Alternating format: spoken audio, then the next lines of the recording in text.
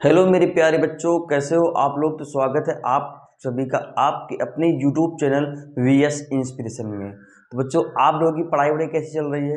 उम्मीद करता हूँ आप लोग बहुत अच्छे से अपनी पढ़ाई कर रहे होंगे। तो बच्चों, आज का जो टॉपिक है वह वैद्युत स्थितिज ऊर्जा।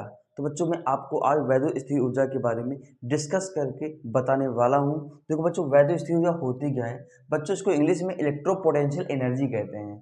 तो यहाँ पर देखो क्या होता है, दो आवेशों के बीच लगने वाले बल के विरुद्ध जो हमें कार्य करना पड़ेगा बच्चों, वो वैद्युत स्थिर ऊर्जा के रूप में संचित हो जाएगा। देखो बच्चों, यहाँ पर हमने दो आवेश लिए हुए हैं Q1 और Q2, और उनके बीच की बच्चों दूरी क्या है, R है।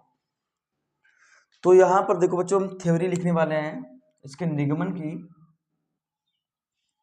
देखो बच्चों, माना Q1 व Q2 दो आवेश हैं, दो आवेश हैं जो एक दूसरे से r दूरी पर स्थित हैं।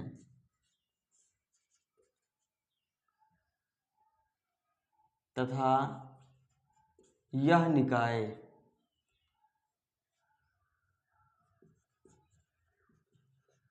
के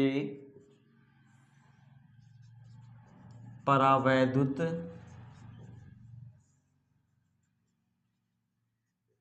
माध्यम में रखा है। कहाँ बच्चों रखा हुआ है पूरा निकाय, ये बच्चों के परावैद्युत माध्यम में निकाय रखा हुआ है। तो देखो बच्चों, यहाँ लिखेंगे बच्चों, Q1 आवेश के कारण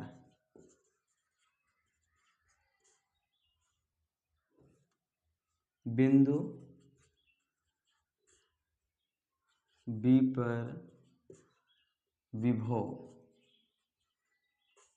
Q1 आवेश के कारण बिंदु B पर विभव। तो बच्चों यहाँ पे विभव क्या हो जाएगा, V इक्वल टू, आप सभी लोगों ने फॉर्मूला पढ़ोगे ना, बिंदु आवेश के कारण वैद्युत विभव, वही लगाने वाले हैं। V equal to 1/4πε0। अब बच्चों, ये के परावैद्युत माध्यम में निकाय, तो यहाँ पे हम के लिख देंगे Q1/R।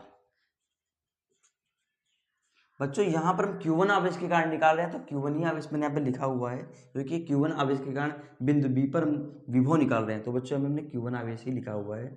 बच्चों, यहाँ पर मान लेंगे यह आवेश बिंदु B पर नहीं था, वो यहाँ पर कोई एक पॉइंट है अनंत पर, वहां पर पहले आवेश था।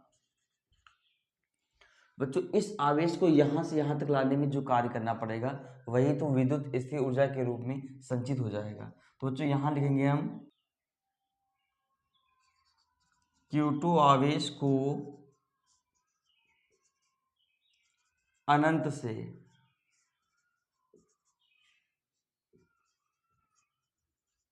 बिंदु B तक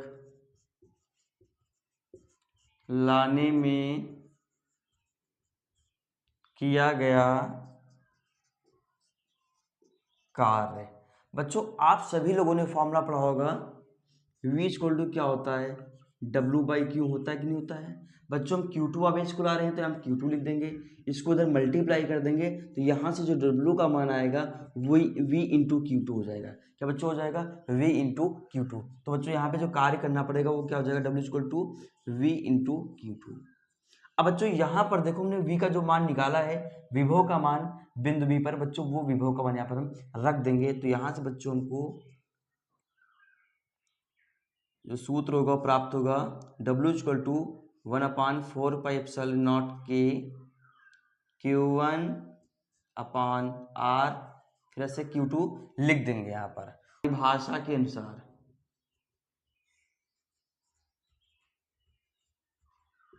बच्चों परिभाषा के अनुसार एक लाइन पढ़ो, यहाँ पे क्या लिखा है, वह कार्य विद्युत स्थिर ऊर्जा के रूप में संचित हो जाता है। मतलब कि जो W होगा वो U के बराबर हो जाएगा।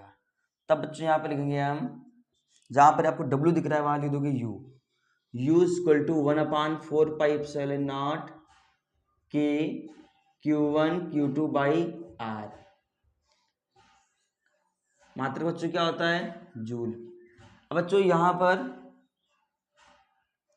वायु या निर्वात के लिए, वायु या निर्वात के लिए। के का मान बच्चों क्या होता है, 1 होता है ना, इसलिए U equal to 1/4 pi epsilon nought Q1 Q2 upon R। मात्रक बच्चों इसका क्या होगा, मात्रक बच्चों इसका होता है जूल। तो बच्चों यहां देखो हमने क्या किया हुआ है, फिर से मैं एक बार इसका रिवीजन करा देता हूं। बच्चों विद्युत स्थिति ऊर्जा क्या होती है, दो आवेशों के बीच लगने वाले बल के विरुद्ध जो कार्य करना पड़ता है वह कार्य विद्युत स्थिति ऊर्जा के रूप में संचित हो जाता है। माना Q1 Q2 दो आवेश हैं जो एक दूसरे से r दूरी पर स्थित हैं तथा ये जो पूरा निकाय है बच्चों ये के परावैद्युत माध्यम में रखा हुआ है। उसके बच्चों Q1 आवेश के कारण बिंदु B पर हम पहले क्या निकालेंगे बच्चों, विभव निकालेंगे। तो बच्चों विभव हो जाएगा 1/4 के Q1/R वोल्ट।